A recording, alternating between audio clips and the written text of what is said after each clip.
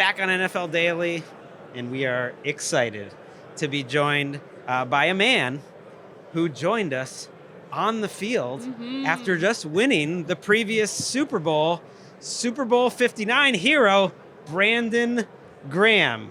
Oh. And Bo Wulf's here too. I mean, I get to ride the coattails. Let's be honest. Yeah, look, Brandon and Bo co-host a podcast for PHLY called the Unblocked Podcast. Bo is the host. And so I thought it'd be fun as a longtime, friend, colleague of Bo. I think we're friends. I think we're friends. Yeah, I would hope so. To make him awkwardly sit here the whole time as we talk to the more interesting part of the duo, Brandon, the whole time. So welcome, Brandon. I appreciate y'all having us on. We come as a package for sure. It has been fun walking around with BG. It's kind of how I feel like it must be like for you, Jourdan. Just anytime you're in LA, walking with Gregg, because he can't take a step without just being mobbed by people who want to take pictures with him and tell him how much BG means to them. It must be just like walking around with Gregg. That's actually completely true, except the reverse, because first they have to see Gregg. And he's a little. no. It's similar. I mean, I'm sure you're easy to hide behind Brandon That's here. right. It's That's a little discrepancy here, I think. Okay. It's okay, Gregg. I'm a wee lad. Look, how was that? That was crazy. You played football again this year. I remember we talked and you said to us, although you weren't ready to officially declare it in the moment, but you were expecting to walk away, and then he had just retorn the thing that he had come back from in that game. That's a crazy thing. And then you walk back into a pretty wild time as a Philadelphia Eagle, and you were podcasting about it at the time. How was that? That was cool, man. It was hard to keep that secret for a while because I was knowing, and I found out in August that it was an opportunity that might come my way. Of course, Bo knew because we wanted to make sure on the podcast that we, if that do happen, that we do it the right way, coming back, surprise the people. But man, I think the hardest part was that trying to hold on to that information because I was excited, wanted people to know what was going on. But it was cool to come back, and my tricep was healed this time.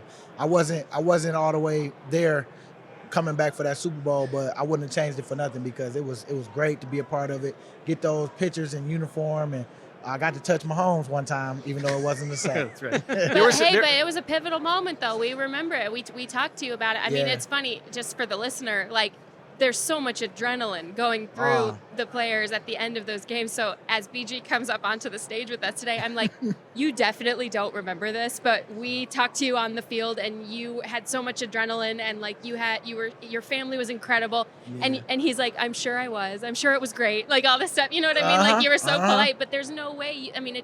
It's such fractions of incredible moments in such rapid fire. And I guess when is the time that you sit with it, that you decompress, I accomplished this and I got through this, first of all, but I also accomplished this monumental thing that I could not wrap my head around it if I were in that position. Well, you know what? You start to really relish in that moment when you at the parade. Yeah. You sitting on top of the bus, everybody's getting ready for the kickoff of the parade, and then we get to riding. You talking and you looking around and you seeing man, we did it again. We did it again. This was everything. And the way we did it, to go, I wasn't a part of the 04 team, but then to play the Patriots against a team where it was a Spygate or 04, it was controversy in that. Then you come back. 8-year anniversary today, by the way, of that Brady strip sack. Happy anniversary, everyone. Oh, yeah, 8 years. Dang, boy, time fly. But for me, it's I still haven't forgiven you for that, by the way. I grew up in Massachusetts. Ooh. It was hurtful.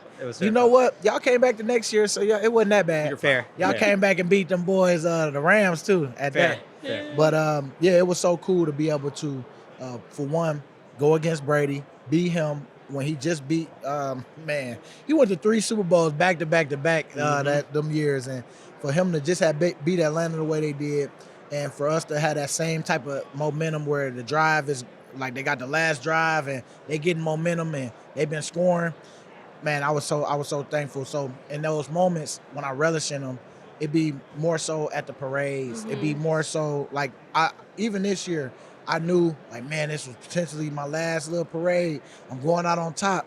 Let me enjoy the moment. Let me enjoy everything, videos, pictures with the kids, because you really got to, that's what you got to do. You got to take those pictures for those moments, because life definitely goes on, because it sounded good going out on top until reality hit. Yeah. And it was like, dang, 2025 season is approaching, and I'm still itching. Well, and I think that's sort of been the interesting thing to watch it from the outside, but to have gone sort of through it next to you is when BG comes back, there's some Eagles fans are like, oh man, like why would you ruin the perfect ending? Like you went out on top, you had this great ending, you won the Super Bowl, and it's not the perfect ending if he wants to keep playing, right? And he still has that itch. It's up to him, right? It's not about creating the lasting memory for also fans, life's short. Like life too short. Once you stop playing, you're never gonna don't nobody really care about how, like, they just know you 2-time Super Bowl champion. That's it. And by the way, most efficient sack guy in the NFL this season. 3 sacks and like 65 pass rush reps. A hype man. And you know what? I was gonna ask you, Bo, the same question, like the moment for you. Like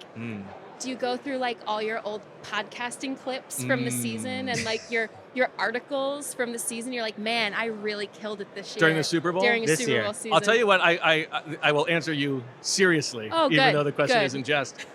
When you go into that locker room after the Super Bowl, what does overwhelm you is all the other people, all of the staffers who are either assistant coaches or, like the training staff, and seeing those people get to have the moment of, they come to work every single day in service of hoping to get this, and to see them get to celebrate, like the masseuses or everybody else, like the woman who's in charge of the nutrition shakes, like seeing them get to celebrate, that to me is like, okay, that is very cool. Well, while we're here, because I want to... Way to make me feel like an I love that. Usually it's usually vice versa. It's usually you making me feel that way.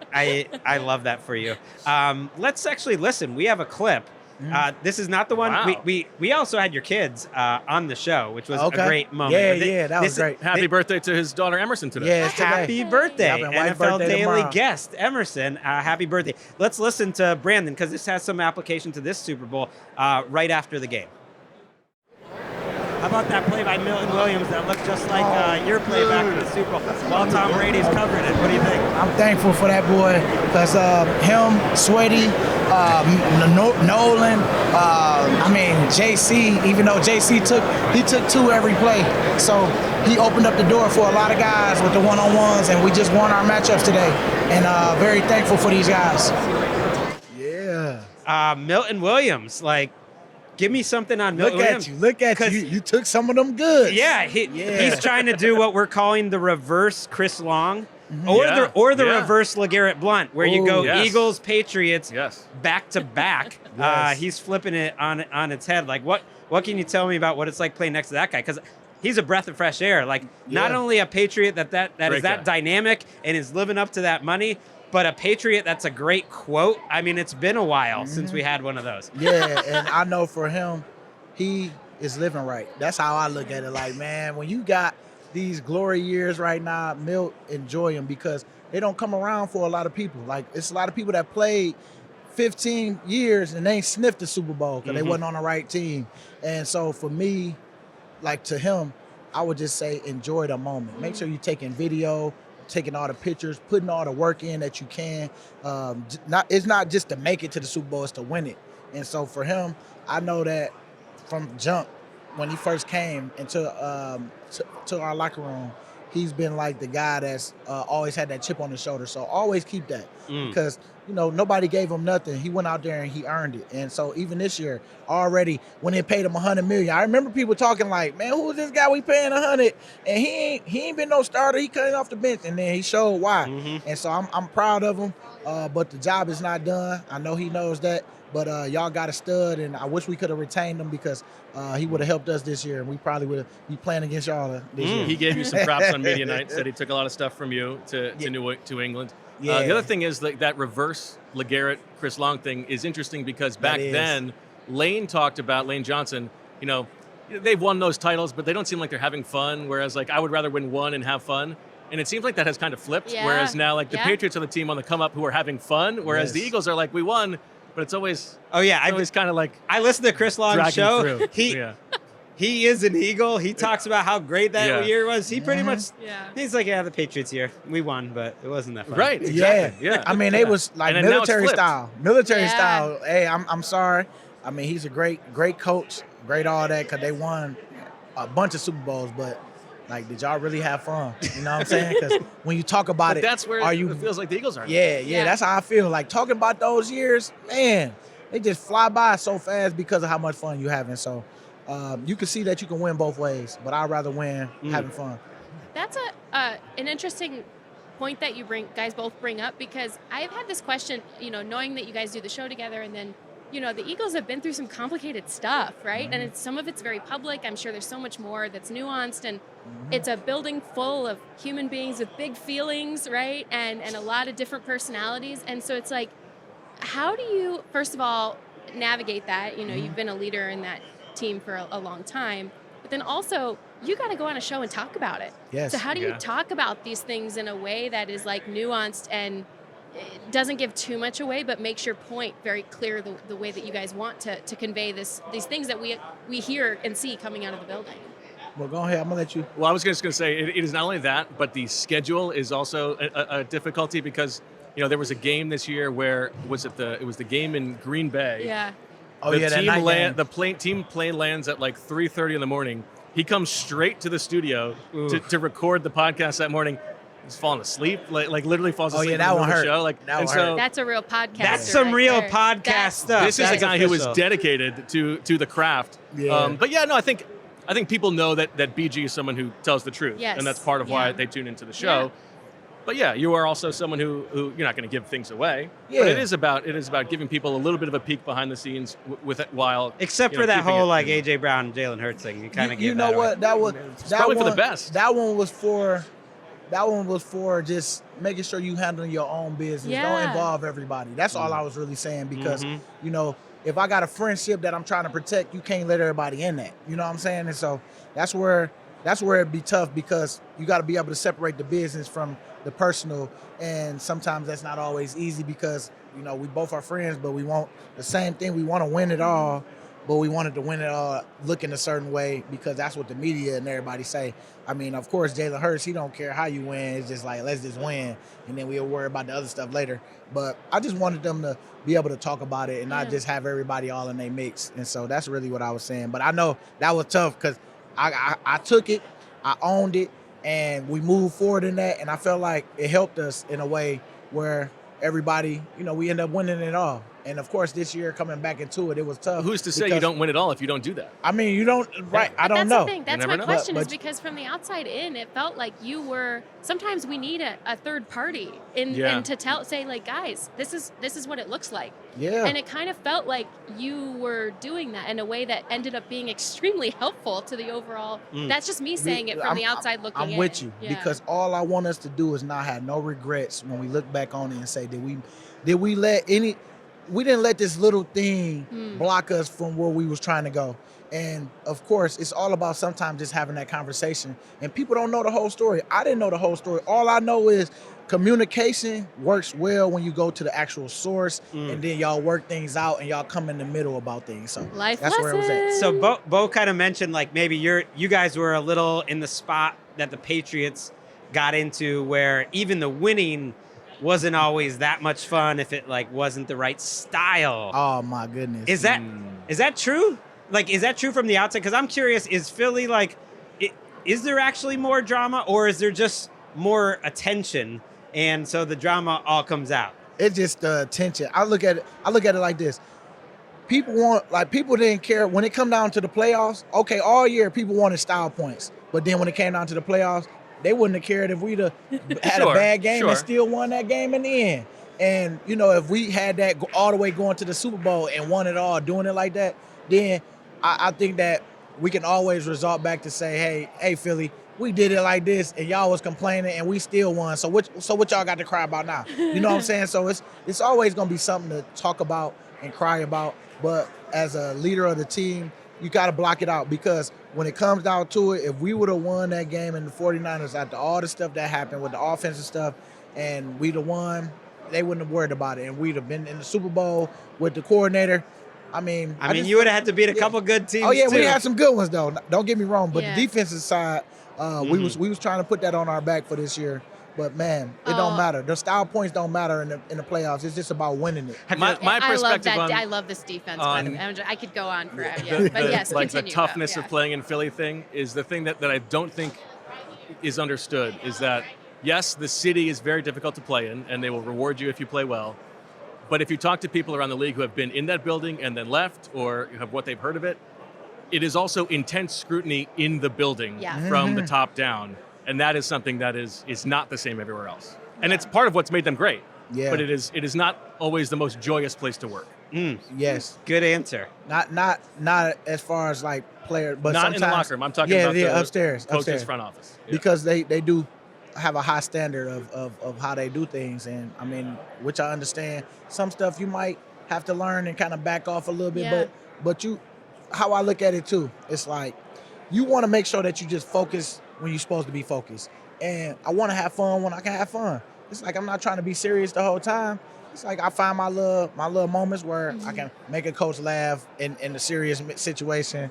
And it's like, all right, coach, if this happened again, he goes off on us on the sideline, and then we talk about it in the meeting. Even though we won the game, it's like, coach, trust us, because it's about trust too. Because when people yelling at you sometimes, it's like, do you trust me? Do you trust what we said? It's like, we said that we was gonna be in a dogfight. I made a mistake, but don't condemn me for it. We still in the fight. Let's keep working, and we'll figure it out later. And then you find out that what you thought happened in the game didn't happen so bad because maybe you wasn't listening. And I was trying to tell you, but you don't want it to stay as hostile. So one person might take the fall and be like, you know what, coach, you right. I'll just take it right now. But then later on, you'll be like, dang, coach, you was wrong. So you got to be able to own it too, because you can't just be throwing that stuff. You got to have accountability in this, and then you got to be a little seasoned in it too, because it's been moments where I had to take it, even though I knew I was right. I just say, you know what, coach, I'll let you have your moment right now. All right. And then when you look back on it, I don't say nothing, but unless coach just don't acknowledge it, then I'll be like, coach, let's get back on what happened on the field. Hey, talk to me. What happened on that? Oh yeah, BG, you was right. Oh, okay, yeah. BG has given me a lot of really good life advice this year. I do that to Gregg often. Actually. Kill him with kindness. That's what he says. Hey, I'm telling you, Bo, because you see, you gotta kill people with kindness, and it's a good lesson. I'm telling you, as hard as that is, sometimes it ain't about winning it. It's about, look, it's a problem right here. Me and you got to figure this thing out to attack this problem together. But sometimes people think it's a problem between me and you, and ain't. Even in marriage, wife, this a problem right here that we just need to figure out. I love you. I know you got to work on some things just like I love do. You too. And it's like, all that stuff. But it's really communication. Yeah. Because a lot of times when you see stuff on the sidelines, because people have miscommunication or built up feelings that they needed to have a man-to-man talk sometimes, and you don't always get that in a work relationship. But in football, you should have that more than not. But a lot of people sometimes run from those hard moments, because it ain't always easy to kind of tell someone, man, you wrong, and then take accountability to know that you're wrong. Life lessons with Brandon Graham. Love it. I love it. I'm so excited. We got a guest coming up, so I'll leave you with this. This was too good from our research department, Chris Babona and Eric Roberts getting it done, with a direct quote from the Unblocked podcast, hosted by Bo Wulf. Brandon, you said if Howie made a splash with the coordinator, I think it'll spark some interest with people wanting to come back. So I ask you, is Sean Mannion a splash with the hire at coordinator? I would say yes, because from what people have told me, even people in the organization that knows him say, man, he is great. Y'all don't even know just the relationships he has already and how he tries to really build those relationships. And I'm loving that it's gonna start from the ground up, and he's all about that. And so with him and Jay, I'm sure they've been on the phone, been talking how you envision us looking this year, and then we just go from there. It's the journey of these next 6 months. But people coming back, he said he put 60-40 on AJ coming back. Yeah, and he's a great communicator. Yes, and if you could communicate what you want and how you want it to look, man, you killing the game. And so I'm hoping that we can keep, because like how we say, he ain't trying to get rid of no good players. And I know I don't want to see him go. I want to see everybody thriving. I want to see Devontae, AJ, Saquon back in the mix. I mean, let's go get that record again this year. On top of the record, you know what? Like, let's have it where passing yards and the running yards. Like, let's have a complete package this year. And I think they could do that with the people that they got. Heck, we might have BG back in the mix. Our own Mike Garafolo reporting that he's going to think about it, but don't take. We're not going to put you on the spot. I would just say, he's already said on the show. I told him exactly how I felt. I want to do it before. I don't want to just jump in halfway through, because as soon as I start really feeling good, then it was over. And I was just like, dang, wish I'd have started earlier. But the ball's in Howie's court. He wants to come back. Okay. Yeah, he know. Okay. Howie, he's a hard man to read, so who knows, 60-40. Yeah. Hey, all I say is if AJ Brown is out, I don't think we're going to know about it until the second time that he's out. Brandon Graham, Bo Wulf, our friends, now that we've had Brandon Graham on the show a couple times from the Unblocked podcast. Thank you very much. Appreciate it. Thanks, guys. Go Birds.